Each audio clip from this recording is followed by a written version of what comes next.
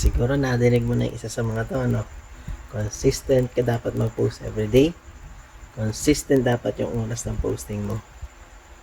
Sigurado ako, no? Nadinig mo na, no? So, bakit nga ba natin dapat gawin yung mga to? Pag-usapan natin.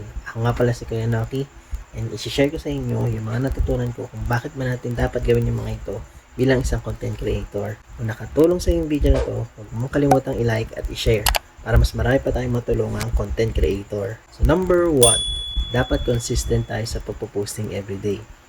Oops, alam ko iniisip mo.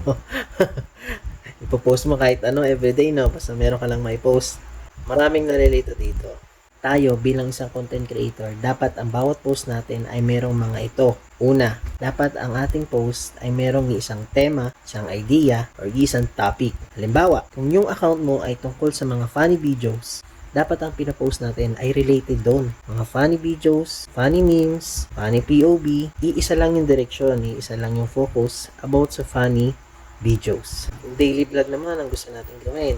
Kumuha tayo ng mga video ng mga ginagawa natin araw-araw. Pagsamasamahin natin yon, tsaka natin lagyan ng voiceover. Sa ganung paraan, meron tayong isang message na pinaparating sa ating mga viewers, sa ating mga followers, na makakatulong para matandaan tayo at doon tayo babalik-balikan. Ito pang bonus tip kung bakit tayo kailangan mag-post consistently. Dahil dito, natitrain kung paano tayo gumawa ng content. Mas lalo tayong gumagaling, mas lalong gumaganda kung ano man yung ating content.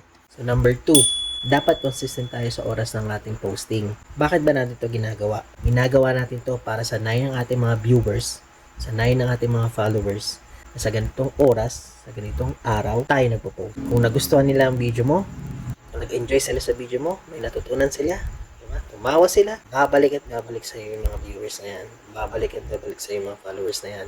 At dahil dyan, lalago ang account mo. So kung natapos mo yung video na to, huwag mong kakalimutang i-share para mas marami tayong matulungang content creator. Bye!